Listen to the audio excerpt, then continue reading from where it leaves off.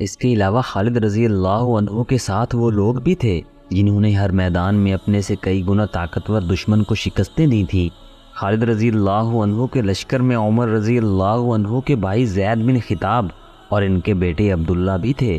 اس کے علاوہ ابو دجانہ رضی اللہ عنہ بھی تھے جو جنگ احد میں ان تیروں کے سامنے کھڑے ہو گئے تھے جو رسول کریم صلی اللہ علیہ وآلہ وسلم پر آ رہے تھے۔ انہوں نے اپنے جسم کو آپ صلی اللہ علیہ وآلہ وسلم کی ڈھال بنا دیا تھا۔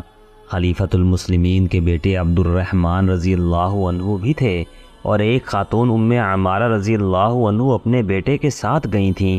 ام عمارہ رضی اللہ عنہ جنگ احد میں باقاعدہ لڑی تھی۔ ان کے علاوہ وحشی نام کا حبشی بھی خالد رضی اللہ عنہ کے ساتھ تھا جس کی پھینکی ہوئی برچھی نشانے سے بال برابر بھی ادھر ادھر نہیں ہوتی تھی۔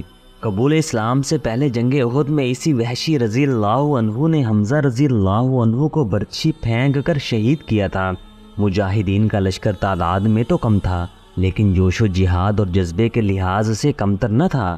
خالد رضی اللہ عنہ نے خود بھی اپنے لشکر کا حوصلہ بڑھایا اور قرآن کے حافظوں اور قاریوں سے کہا کہ وہ مجاہدین مدینہ کو آیت قرآنی سنا کر بتائیں کہ وہ گھروں سے اتنی دور کس مقصد کے لیے لڑنے آئے ہیں۔ قاری اپنی پر اثر آواز میں لشکر کو وہ آیات سنانے لگے جن میں مسلمانوں کے لیے جہاد فرض کر دیا گیا ہے۔ یہ سلسلہ رات بھر چلتا رہا۔ اللہ کے سوا اور کون تھا جو ان قلیل تعداد مجاہدین اسلام کی مدد کرتا؟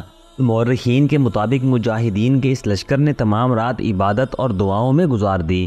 دسمبر 632 کے تیسرے ہفتے کی ایک صبح طلوع ہوئی تو خالد رضی اللہ عنہ نے مسیلمہ کے لشکر پر حملے کا حکم دے دیا۔ خالد رضی اللہ عنہ نے بھی اپنے لشکریوں کو 3 حصوں میں تقسیم کر رکھا تھا۔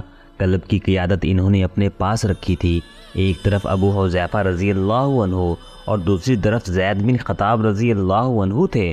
مسلمان جس قہر و غضب سے حملہ آور ہوئے اور جس بے جگری سے لڑے وہ دیکھ کر خالد رضی اللہ عنہ کو امید بندھ گئی کہ وہ مرتدین کے لشکر کو اکھاڑ پھینکیں گے۔ خود خالد رضی اللہ عنہ سپاہیوں کی طرح لڑ رہے تھے لیکن خاصا وقت گزر جانے کے بعد بھی مسیلمہ کا لشکر جہاں تھا وہیں رہا۔ بہت سے مجاہدین پہلے حملے میں ہی شہید ہو گئے۔ دن گزرتا جا رہا تھا، میدان جنگ کا قہر بڑھتا جا رہا تھا۔ ایک شور تھا، چیخو پکار تھی، کربناک آہو بکا تھی جو زمین اور آسمان کو ہلا رہی تھی۔ مسیلمہ کا لشکر گھوم پھر کر لڑ رہا تھا۔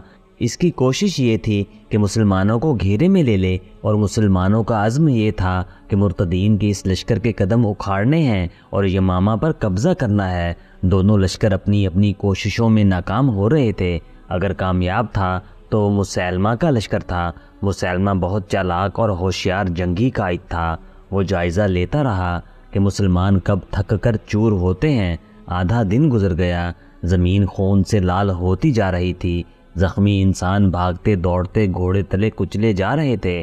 مسلمان اس قدر بے جگری سے لڑنے کی وجہ سے کچھ جلدی تھک گئے تھے۔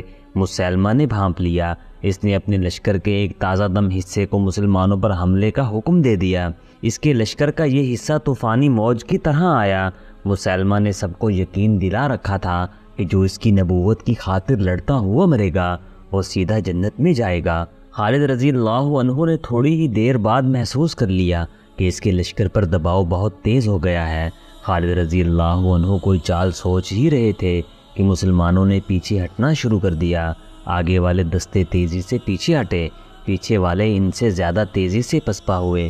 سالاروں نے بہت شور مچایا، لشکر کو پکارا، نعرے لگائے، لیکن مرتدین کا دباؤ ایسے قہر کی صورت اختیار کر گیا تھا جسے مسلمان برداشت نہ کر سکے اور ان میں بد نظمی پھیل گئی۔ دیکھا دیکھی مسلمان ایسی بری طرح پسپا ہوئے کہ اپنی خیمہ گاہ میں بھی نہ رکے اور دور پیچھے چلے گئے۔ مسیلمہ کے لشکر نے ان کا تعاقب کیا۔ احد کے میدان میں بھی مسلمانوں نے اپنے لیے ایسی ہی صورتحال پیدا کر لی تھی اور ہزیمت اٹھائی تھی۔ یہ ان کی دوسری پسپائی تھی جو بھگدڑ کی صورت اختیار کر گئی تھی۔ مسیلمہ کا لشکر جب مسلمانوں کی خیمہ گاہ تک پہنچا تو اس نے وہاں لوٹ مار شروع کر دی۔ وہاں انہیں روکنے والا کوئی نہ تھا۔ خالد رضی اللہ عنہ اور ان کے سالار دوڑ دوڑ کر اپنے لشکر کو روکنے کے لیے چیخ چلا رہے تھے، لیکن مسلمان اپنی خیمہ گاہ سے خاصی دور جا کر رکے۔ مسیلمہ کے کچھ آدمیوں کو خالد رضی اللہ عنہ کو خیمہ مل گیا، وہ اس میں جا گھسے۔ وہاں انہیں زیادہ مال و دولت ملنے کی توقع تھی۔ لیکن اس خیمے میں انہیں دو اتنی قیمتی انسان مل گئے جن کی انہیں توقع نہیں تھی۔ ایک تو ان کا اپنا سردار اور سالار مجاع تھا جو بیڑیوں میں جکڑا ہوا تھا، اور اس کے ساتھ خالد رضی اللہ عنہ کی نئی بیوی لیلا تمیم تھی، جس کے حسن کے چرچے انہوں نے سن رکھے تھے لیکن اسے دیکھا کبھی نہیں تھا۔ مجاع کو تو انہوں نے پہچان لیا۔ لیلا کے متعلق انہیں مجاع نے بتایا کہ یہ کون ہے۔ بیک وقت 2-3 آدمی لیلا کی طرف لپکے، وہ اسے قتل کرنا یا اپنے ساتھ لے جانا چاہتے تھے۔ رک جاؤ، ان کے قیدی سردار مجاع نے حکم دیا، دشمن کے آدمیوں کے پیچھے جاؤ، ابھی عورتوں کے پیچھے پڑنے کا وقت نہیں، میں اب اس کا نہیں، یہ میری قیدی ہے۔ ان کے سردار کا حکم اتنا سخت تھا کہ وہ بڑی تیزی سے خیمے سے نکل گئے۔ انہیں اتنا بھی ہوش نہ رہا کہ اپنے سردار کی بیڑیاں ہی توڑتے جائیں۔ تم نے مجھے ان آدمیوں سے کیوں بچایا؟ لیلا نے مجاع سے پوچھا، کیا تم مجھے اپنا مال غنیمت سمجھتے ہو؟ اگر تمہاری نیت یہی ہے تو کیا تمہیں یہ احساس نہیں کہ میں تمہیں قتل کر سکتی ہوں؟ تم نے میرے ساتھ جو اچھا سلوک قید کے دوران کیا ہے، میں اس کے صلے میں اپنی جان دے سکتا ہوں۔ مجاع نے کہا، خدا کی قسم، میری بیڑیاں ٹوٹ کر تمہارے پاؤں میں پڑ جائیں تو بھی میں تمہیں مال غنیمت یا لونڈی نہیں سمجھوں گا۔ تم نے مجھے قیدی نہیں مہمان بنا کر رکھا ہے، میں نے تم پر کوئی احسان نہیں کیا۔ لیلا نے کہا، یہ مسلمانوں کی روایت ہے کہ دشمن ان کے گھر چلا جائے تو وہ اسے معزز مہمان سمجھتے ہیں۔ اگر تم میرے گھر میں ہوتے تو میں تمہیں اور زیادہ آرام پہنچا سکتی تھی۔ لیلا، مجاع نے کہا، کیا تجھے ابھی احساس نہیں ہوا کہ تمہارا خامند شکست کھا کر بھاگ گیا ہے اور تم میرے قبضے میں ہو؟ فتح اور شکست کا فیصلہ خدا کرے گا۔ لیلا نے جواب دیا، میرا خامند اس سے زیادہ سخت چوٹیں برداشت کر سکتا ہے۔ کم فہم خاتون، مجاع نے فاتحانہ مسکراہٹ سے کہا، کیا تجھے ابھی تک احساس نہیں ہوا کہ خدا مسلمہ کے ساتھ ہے جو اس کا سچا نبی ہے؟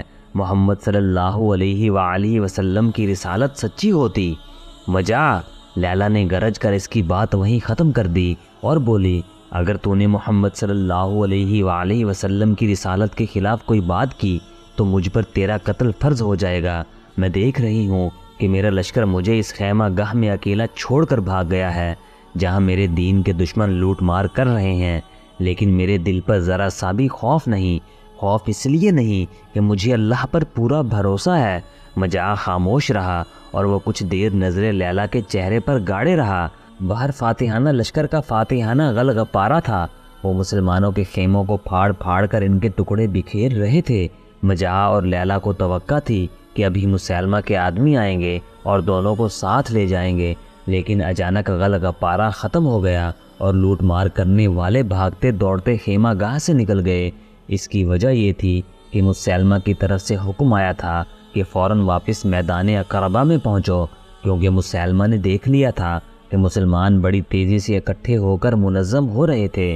مسلمہ کوئی خطرہ مول نہیں لینا چاہتا تھا، وہ مسلمانوں کی شجاعت اور ان کے جذبے سے مرعوب تھا۔ مجاع اور لیلا خیمے میں اکیلے رہ گئے۔ مجاع کے چہرے پہ جو رونق آئی تھی وہ پھر بجھ گئی۔ خالد رضی اللہ عنہ اتنی جلدی ہار ماننے والے نہیں تھے۔ ضائع کرنے کے لیے ان کے پاس ایک لمحہ بھی نہیں تھا۔ انہوں نے اپنے سالاروں اور کمانڈروں کو اکٹھا کیا اور انہیں اس پسپائی پر شرم دلائی۔ اتنے میں ایک گھوڑا سرپٹ دوڑاتا آیا اور سالاروں وغیرہ کے اجتماع میں آ رکا۔ وہ عمر رضی اللہ عنہ کے بھائی زید بن خطاب تھے۔ خدا کی قسم ابن ولید، زید بن خطاب نے گھوڑے سے کود کر اترتے ہوئے جوشیلی آواز میں کہا، میں نے مسلمہ کا دایاں ہاتھ کاٹ دیا ہے، میں نے نہار الرجال کو اپنے ہاتھوں قتل کیا ہے۔ یہ اللہ کا اشارہ ہے کہ فتح ہماری ہوگی۔ نہار الرجال کا ہلاک ہو جانا مسلمہ کے لیے کوئی معمولی نقصان نہیں تھا۔ بتایا جا چکا ہے کہ وہ مسلمہ کا معتمد خاص اور واحد مشیر اور صحیح معنوں میں دست راست تھا۔ خالد رضی اللہ عنہ اور ان کے سالاروں نے یہ خبر سنی تو ان کے چہروں پر تازہ حوصلوں کی سرخی آ گئی۔ کیا تم جانتے ہو کہ ہمیں کس جرم کی سزا ملی ہے؟ خالد رضی اللہ عنہ نے غصیلی آواز میں کہا، مجھے بتایا گیا ہے کہ ہمارے لشکر میں دل پھٹ گئے تھے۔ لڑائی سے پہلے ہی ہمارے لشکر کے مہاجر کہنے لگے تھے کہ بہادری میں انصار اور بدو ان کا مقابلہ نہیں کر سکتے۔ انصار کہتے تھے کہ مسلمانوں میں ان جیسا بہادر کوئی نہیں، اور بدو نے کہا کہ مکہ اور مدینہ کے لوگ تو یہ بھی نہیں جانتے کہ جنگ ہوتی کیا ہے۔ تم جانتے ہو کہ ہم میں مکہ کے مہاجر بھی ہیں اور مدینہ کے انصار بھی ہیں، اور ارد گرد کے علاقوں سے آئے ہوئے بدو بھی ہمارے ساتھ ہیں۔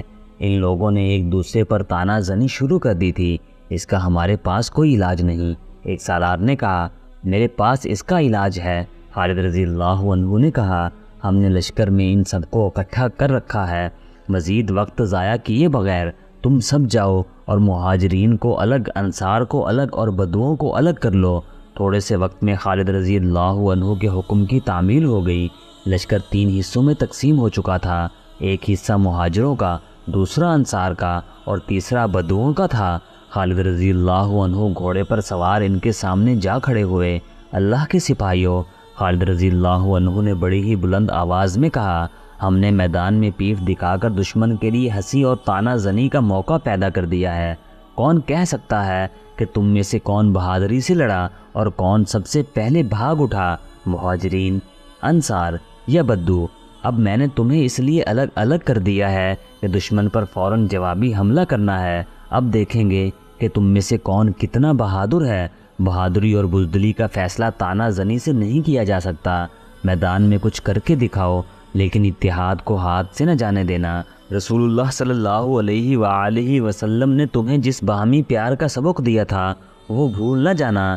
تم میں سے کوئی گروہ دشمن کے دباؤ کو برداشت نہ کرتے ہوئے پیچھے ہٹے تو دوسرے گروہ اس کی مدد کو پہنچیں۔ ہمیں دشمن پر ثابت کرنا ہے کہ مسیلمہ جھوٹا نبی ہے۔ اگر ہم شکست کھا گئے تو یہ جھوٹی نبوت ہم پر مسلط ہو جائے گی اور ہم مسیلمہ کے غلام اور ہماری عورتیں مرتدین کی لونڈیاں بن جائیں گی۔ خالد رضی اللہ عنہ کے یہ الفاظ ان تیروں کی طرح کارگر ثابت ہوئے جو اپنے نشانے سے ادھر ادھر نہیں جایا کرتے۔ لشکر میں نیا جوش اور نیا ولولہ پیدا ہو گیا۔ ادھر مرتدین مجاہدین کی خیمہ گاہ لوٹ کر اور تباہ کر کے جا چکے تھے، ادھر سے مسلمان اشارہ ملتے ہی مسیلمہ کے لشکر کی طرف چل پڑے۔ مسیلمہ نے اپنے لشکر کو پھر حملہ روکنے کی ترتیب میں کر لیا تھا۔